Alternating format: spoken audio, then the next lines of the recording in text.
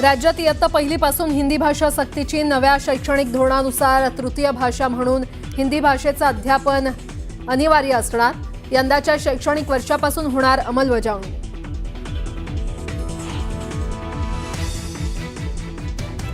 भाजप आमदार सुरेश धस आणि माजी मंत्री धनंजय मुंडे आज एका व्यासपीठावर येण्याची शक्यता। बीडच्या शिरूरमध्ये भगवानगडाच्या सांगता सप्ताहाला लावू शकतात हजेरी।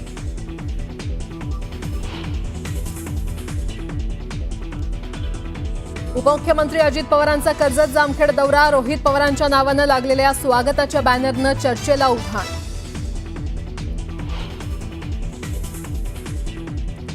बाळासाहेब असते तर लाथच मारली असती। उद्धव ठाकरेंनी केलेल्या टीकेवरून चंद्रशेखर बावनकुळेंचा पलटवार। बाळासाहेबांच्या आवाजाचा गैरवापर नको असंही सुनावलं। श्री क्षेत्र चौंडी विकास आराखड्यासंदर्भातील कार्यवाही तातडीनं करण्याचे सभापती राम शिंदे यांचे निर्देश। लवकरच या पार्श्वभूमीवर चौंडी इथे मंत्रिमंडळाची बैठक होणार।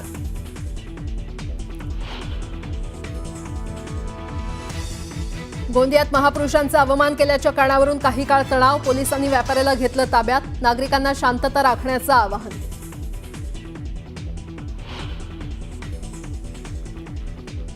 सिंधुदुर्गातील राजकोट किल्ल्यावरील शिवरायांच्या पुतळ्याचं काम अंतिम टप्प्यात। 1 मे रोजी पुतळ्याचं अनावरण करण्याच्या दृष्टीनं कामाला वेग।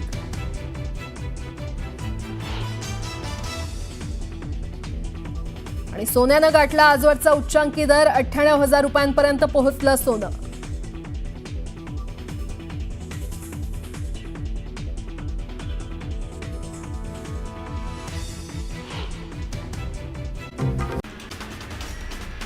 आज भाजप आमदार सुरेश धस आणि राष्ट्रवादीचे आमदार धनंजय मुंडे एकाच व्यासपीठावर येण्याची शक्यता आहे।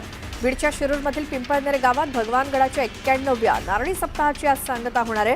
या सप्ताहाच्या सांगता प्रसंगी दोन्ही नेते हजेरी लावण्याची शक्यता आहे। संतोष देशमुख हत्या प्रकरणात तपासासाठी एसआयटी पथकात 2 नवे कर्मचारी वाढवण्यात आलेत। कृष्णा आंधळे अद्याप फरार आहे। आंधळेच्या शोधासाठी केजमधील स्थानिक कर्मचारी पथकात समाविष्ट करण्यात आलेत। बीड जिल्हा कारागृहात कैद्यांमध्ये काही दिवसांपूर्वी राडा झाला होता, त्यामुळे जिल्हा कारागृहात नव्यानं 2 तुरुंग अधिकाऱ्यांच्या नेमणुका झाल्या। मात्र अवघ्या 8 दिवसातच कारागृह अधीक्षक पदाचा पदभार घेतलेले धनसिंग कवाळे यांची पुन्हा पैठण इथे बदली करण्यात आली। कराडला जेलमध्ये व्हीआयपी सुविधा दिल्याचा आरोप असलेल्या अधिकाऱ्यांकडे पुन्हा पदभार देण्यात आला अशी चर्चा आहे। दीनानाथ मंगेशकर रुग्णालयातील गर्भवती महिलेच्या मृत्यू प्रकरणी ससून रुग्णालयाकडून टपालामार्फत पोलिसांना अहवाल पाठवण्यात आलाय। अहवाल सादर करताना गोपनीयतेचा भंग होऊ नये म्हणून ससूनकडून ही काळजी घेण्यात आल्याचं सांगण्यात येत आहे। आज संध्याकाळपर्यंत तो अहवाल पुणे पोलिसांना मिळण्याची शक्यता आहे। उपमुख्यमंत्री एकनाथ शिंदे यांच्यावरती केलेल्या कथित आक्षेपार्ह टिप्पणीबद्दल दाखल केलेला गुन्हा रद्द करण्यात यावा, यासाठी कुणाल कामरानं दाखल केलेल्या याचिकेवरील निकाल उच्च न्यायालयाने दिला। निकाल जाहीर करेपर्यंत कामराला अटक करू नये असे आदेश न्यायालयाने दिले। बच्चू कडूंच्या मशाल आंदोलनाची सरकारकडून दखल घेण्यात आली आहे। मंत्रालयामध्ये आज दुपारी 12 वाजता कृषी मंत्री माणिकराव कोकाटे यांच्यासोबत बच्चू कडूंची बैठक होणार आहे। उघड विरोधक चांगला पण घरातला छुपा विरोधक बरोबर नसतो। आज आमच्यात राहून आमच्या विरोधात कोण होतं हे आम्हाला समजलं, ही चांगली गोष्ट आहे असं वक्तव्य शेकापचे सरचिटणीस जयंत पाटील यांनी केलं। जयंत पाटील यांचे बंधू माजी आमदार पंडित पाटील यांच्या भाजप प्रवेशावरती त्यांनी हे वक्तव्य केलं। मध्य रेल्वेच्या छत्रपती शिवाजी महाराज टर्मिनस, लोकमान्य टिळक टर्मिनस, कल्याण जंक्शन आणि पुणे या स्थानकावरती प्लॅटफॉर्म तिकीट विक्री शुक्रवारी 18 एप्रिलपासून बंद करण्यात येणार असून ती 15 मे पर्यंत बंद असेल। उन्हाळी सुट्ट्यांच्या पार्श्वभूमीवर ही बंदी घालण्यात आली आहे। नाशिक ते मुंबई लोकल रेल्वे सेवा सुरू करावी याबाबतची मागणी नाशिककरांकडून मागील काही वर्षांपासून सातत्यानं केली जाते। मात्र कसारा घाटातील बोगद्याचा अडसर असल्यामुळे ही मागणी अद्यापही पूर्ण होऊ शकली नाही। दरम्यान कसारा घाट ते मनमाड रेल्वे मार्ग अशा 140 किलोमीटर समांतर रेल्वे ट्रॅक टाकला जाणार असल्यामुळे आणि बोगद्याचा डायमीटर वाढवला जाणार असल्यामुळे नाशिक मुंबई लोकल सेवा लवकरच धावण्याची शक्यता आहे। वेगानं विकसित होणारी आर्थिक केंद्र आणि आगामी नवी मुंबई आंतरराष्ट्रीय विमानतळ यामुळे सार्वजनिक वाहतुकीची वाढणारी मागणी लक्षात घेऊन सिडकोनं अतिरिक्त मेट्रो मार्ग विकसित करण्याचा निर्णय घेतला। याचाच एक भाग म्हणून नवी मुंबई आंतरराष्ट्रीय विमानतळ आणि छत्रपती शिवाजी महाराज आंतरराष्ट्रीय विमानतळ मुंबई मेट्रो मार्गाद्वारे जोडण्याची महत्त्वाकांक्षी योजना पुढील काळात साकारण्यात येणार आहे। सोन्याचे भाव गगनाला भिडले असून सोन्याचा भाव लाखाच्या घरात गेलाय. 1 लाख रुपयांना साधारण 2,000 रुपये कमी म्हणजेच 98,000 रुपये तोळ्यापर्यंत सोनं पोहोचलंय. लग्न सराईच्या पूर्वीच सोन्यानं आजवरचा उच्चांक गाठलाय. महागड्या औषधांना पर्याय म्हणून जनऔषधांकडे पाहिलं जातं. ही औषधं आता नागरिकांना घरपोच मिळणार आहेत. नागरिकांनी मागणी नोंदवल्यानंतर दवा इंडियाच्या ई-कॉमर्स सेवेद्वारे 60 मिनिटात ही औषधं नागरिकांपर्यंत पोहोचवली जाणार आहेत. सीडीएससीओनं 35 फिक्स डोस कॉम्बिनेशन औषधांचं उत्पादन, विक्री आणि वितरणावरती बंदी घातली आहे. वेदनाशामक, पोषणासंबंधी पूरक आहार आणि मधुमेहरोधी औषधांचा या समावेश असून याच्या बंदीबाबत सर्व राज्य आणि केंद्रशासित प्रदेशांच्या औषधी नियंत्रकांना निर्देश देण्यात आले. देशात सुमारे 5% लोक हृदयाच्या अनियमित ठोक्यांचा गंभीर आजार अरिथमियानं ग्रस्त आहेत. विविध वैद्यकीय अहवालांनुसार यातील 11% पुरुष आणि 9% महिलांचा मृत्यू या आजारामुळे होतो. त्यावर जयपूरमध्ये इन्साइटेक्स या अत्याधुनिक तंत्रज्ञानाच्या मदतीनं उत्तम उपचार करणं शक्य होणार आहे. कोणत्याही रेडिएशन शिवाय हृदयाचं 3D मॅपिंग केलं जाणार आहे. ऑनलाईन ॲपच्या माध्यमातून अवैधरित्या बेटिंग करत हजारो कोटी रुपयांचा घोटाळा करणाऱ्या महादेव ॲप कंपनीशी संबंधित 15 ठिकाणी ईडीनं छापेमारी केली. मुंबई, दिल्ली, चंदीगड, अहमदाबाद, इंदूर, जयपूर, चेन्नई आणि ओडिशात ही छापेमारी करण्यात आली. लांब पल्ल्याच्या एसटी बस प्रवाशांच्या खाण्यापिण्यासाठी महामार्गावरती ठराविक ठिकाणाच्या हॉटेलांमध्ये थांबे घेतात. मात्र तिथले खाद्यपदार्थ बरेचदा निकृष्ट दर्जाचे आणि अवाच्या किमतीचे असल्याचं आढळून आलंय. अशा हॉटेल थांब्यावरची सेवा चांगली नसल्यास ते थांबेच रद्द करा असे निर्देश परिवहन मंत्री प्रताप सरनाईक यांनी दिले. मुख्यमंत्री देवेंद्र फडणवीस यांनी आणखी एक मोठी घोषणा केली आहे. केंद्र सरकार शेतकऱ्यांना 6,000 रुपये देत असून राज्य सरकार सुद्धा आता 6,000 रुपये देणार असल्याचं मुख्यमंत्री म्हणाले. विदर्भातील अन्यायग्रस्त शेतकऱ्यांना न्याय मिळवून देण्यात यश आलंय, याचा मला आज खूप आनंद आहे असंही ते म्हणाले. चितळ्यांच्या बनावट बाकरवडीची पुण्यामध्ये विक्री होत असल्याचं समोर आलेलं आहे. मागील एका वर्षापासून चितळे स्वीट होम या नावानं बनावट बाकरवडी विकली जाते. या प्रकरणी पर्सनल सेक्रेटरी म्हणून काम करणाऱ्या प्रमोद चितळे विरोधात तक्रार दाखल करण्यात आली आहे. नाशिकच्या सिन्नरमधील गोरेवाडी फाट्यावर दुचाकीवरनं गोमांस घेऊन जात असल्याच्या संशयातनं एकाला मारहाण करण्यात आली. सय्यद नामक व्यक्तीला संशयिताला नागरिकांनी चोप देत पोलिसांच्या हवाली केलं. नाशिक शहरात गुन्हेगारीचा सावट गडद होत चाललाय. सातपूर परिसरात पुन्हा एकदा चर्चा सुरू आहे. हप्ता न दिल्यामुळे एका व्यावसायिकावरती प्राणघातक हल्ला करण्यात आला. पोलिसांकडे 15 दिवसांपूर्वी गुन्हा दाखल करून सुद्धा दुर्लक्ष केल्याचा आरोप केला जातोय. धाराशिवच्या उमरगा तालुक्यातील कराळी गावात अन्नातनं 80 लोकांना विषबाधा झाली आहे. जागरण गोंधळाच्या कार्यक्रमानंतर अनेकांना उलटी आणि चक्कर येऊ लागल्यामुळे त्यांना उपजिल्हा रुग्णालयात दाखल केलं गेलं. संत शेख मोहम्मद महाराज मंदिर जीर्णोद्धारावरनं अहिल्यानगर शहरामध्ये तणावाचं वातावरण आहे. आजपासून यात्रोत्सव समितीनं बेमुदत बंदची हाक दिली आहे. 2 दिवसांपूर्वी खेड बसस्थानकात मद्यधुंद अवस्थेत हाणामारी करणाऱ्या 2 एसटी कर्मचाऱ्यांचं निलंबन करण्यात आलं. एसटी महामंडळाची प्रतिमा मलिन झाल्यामुळे त्यांना 3 महिन्यांसाठी निलंबित करण्यात आलंय. दौंड रेल्वे स्थानकात एका महिन्यापासून लिफ्ट बंद आहे, त्यामुळे प्रवाशांनी संताप व्यक्त केला. रुग्ण आणि ज्येष्ठ नागरिकांना रेल्वे स्थानकावरती जाण्यासाठी नाईलाजास्तव मोठ्या दादरच्या पायऱ्या चढून जावं लागतं. संसदेत पास झालेल्या वक्फ विधेयकाविरोधात रावेरमध्ये all India Muslim personal law बोर्डाद्वारे आंदोलन करण्यात आलं. यावेळी मोठ्या संख्येनं मुस्लिम समाजातील नागरिक या आंदोलनात सहभागी झाले होते.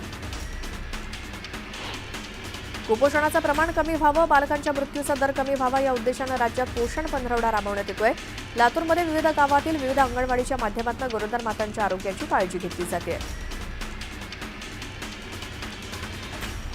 धुळे जिल्ह्यामध्ये कांद्याला अपेक्षित दर मिळत नसल्यामुळे शेतकऱ्यांनी कांदा विक्रीपेक्षा साठवणुकीवरती अधिक भर दिलाय.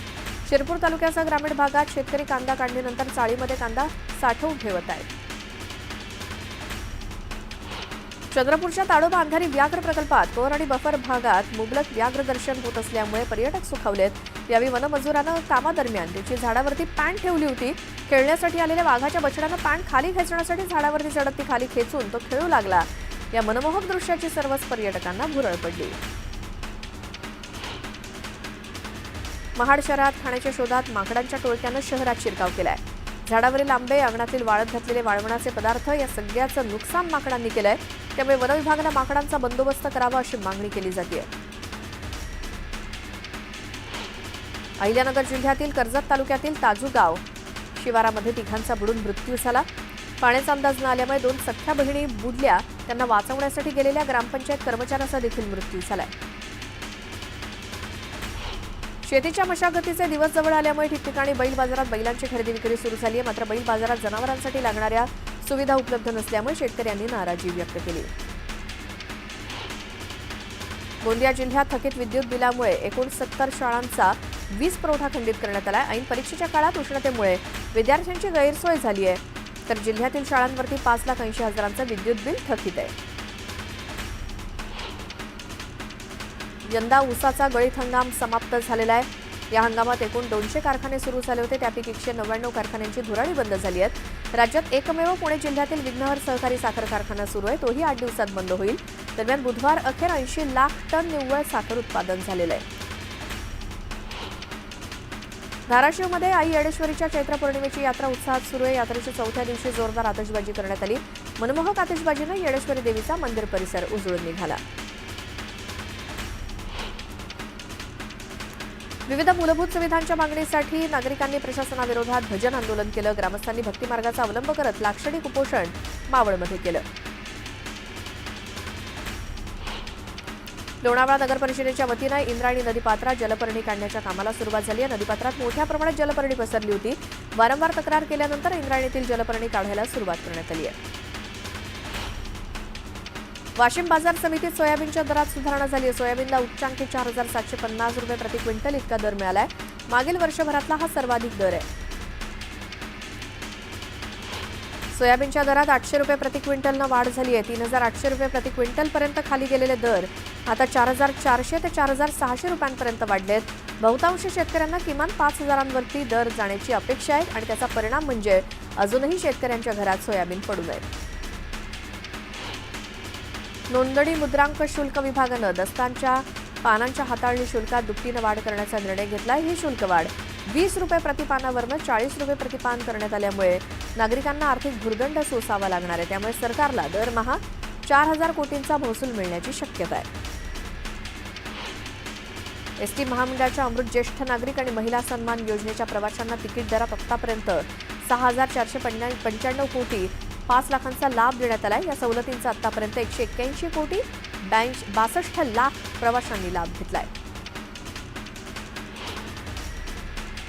रस्त्याच्या काँक्रिटीकरणात निकृष्ट दर्जाची कामं आणि हलगर्जीपणा करणाऱ्या कंत्राटदाराविरोधात पालिकेनं कारवाईचा बडगा उगारलाय.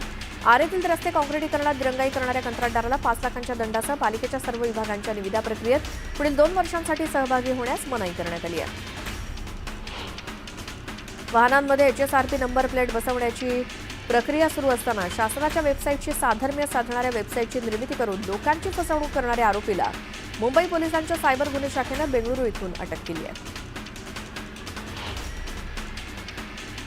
नागपुरातील हिंसाचाराचा सूत्रधार फहीम खान याच्यासह इतर आरोपींच्या अनधिकृत घरांवरती बुलडोझर कारवाई करताना सर्वोच्च न्यायालयाच्या निर्देशांचं उल्लंघन झाल्यामुळे पालिका आयुक्तांनी मुंबई उच्च न्यायालयाच्या नागपूर खंडपीठात बिनशर्त माफी मागितली.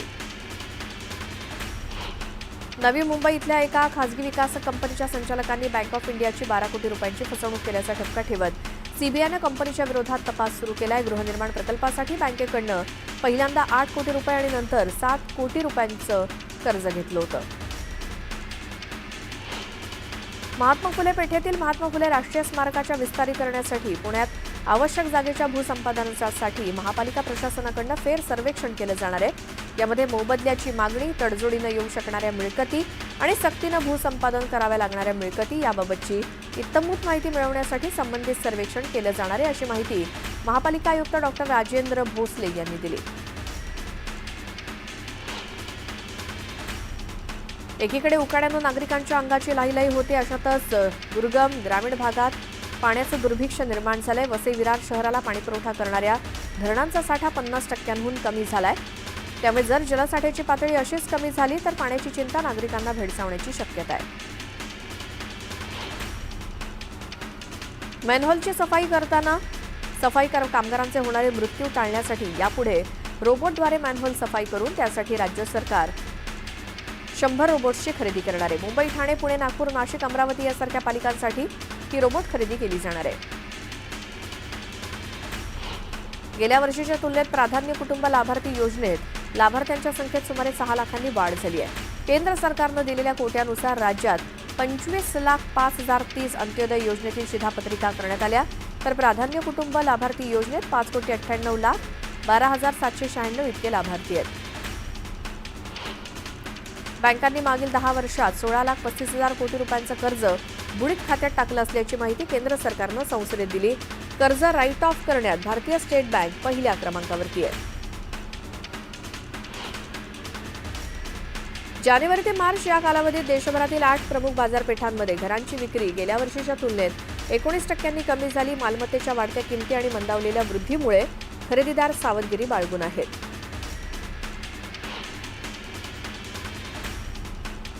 मिळकत कर भरण्यासाठी नोटिसा बजावून देखील मिळकत कर न भरल्यामुळे जप्त केलेल्या 100 मिळकतींचा पुणे महापालिकेकडून लिलाव केला जाणार आहे. या मिळकती मिळकत कर विभागानं गेल्या वर्षी जप्त केल्या आहेत. ठाणे महापालिका क्षेत्रातील विविध भागात उभारण्यात येत असलेल्या कचरा हस्तांतरण केंद्राला विरोध होत असल्यामुळे कचरा समस्या दिवसेंदिवस जटिल होऊ लागली आहे. या समस्येवरती मात करण्यासाठी दररोज 100 किलो कचरा निर्माण करणाऱ्या गृहसंकुलांसह आस्थापनांनी आपापल्या आवारातच कचऱ्याची विल्हेवाट करावी असा निर्णय ठाणे महापालिकेनं घेतला आहे. उन्हाच्या तीव्र झळांमुळे विजेच्या मागणीत सुद्धा सातत्याने वाढ होते. 24 तास गरगरणारे पंखे सतत सुरू असल्यामुळे घरगुती, औद्योगिक आणि व्यापारी ग्राहकांच्या वीज वापरात 150 मेगावॅटनं वाढ झाली आहे. तर कृषी पंप वापरात 150 मेगावॅटनं विजेचा वापर वाढलाय. त्यामुळे एकूण विजेच्या मागणीत सुमारे 300 मेगावॅटची वाढ झाली आहे. केईएम रुग्णालयात 2009-10 पासून रोजंदारी आणि 2016-17 पासून बहुउद्देशीय कामगार चतुर्थ श्रेणी पदावरती कार्यरत आहेत. मात्र या कार्यक्रमांचं या कर्मचाऱ्यांचं मागील 2 महिन्यांचं वेतनच झालेलं नाही. त्यामुळे त्यांच्या कुटुंबाचा उदरनिर्वाहाचा पेच निर्माण झालाय. पुणे शहरातील नागरिकांनी महापालिकेच्या नावानं पाणी बिल न भरल्यास नळजोड बंद करण्यात येईल असे संदेश मोबाईलवरती प्राप्त होऊ लागलेत. या गंभीर प्रकाराची महापालिका प्रशासनानं तातडीनं दखल घेतली आहे. असे संदेश महानगरपालिकेकडून पाठवण्यात येत नाहीत. अशा संदेशाद्वारे फसवणूक होण्याची शक्यता असल्यामुळे नागरिकांनी त्याला बळी पडू नये असं आवाहन करण्यात आलंय. 2016-17 या कर निर्धारण वर्षासाठी 244.20 कोटी रुपयांची मागणी करणारी कर नोटीस मिळाल्याची माहिती येस बँकेनं दिली आहे. मात्र यावरती अपील दाखल करण्यासह इतर सर्व उपलब्ध उपायांचा विचार करू असं बँकेनं म्हटलंय.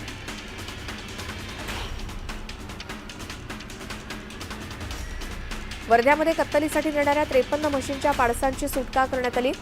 हिंगणघाटच्या कलोडे चौकामध्ये सापळा रचत स्थानिक पोलिसांनी ही कारवाई केली आहे. यामध्ये 5 आरोपींना अटक केली असून 40,65,000चा मुद्देमाल जप्त केलाय.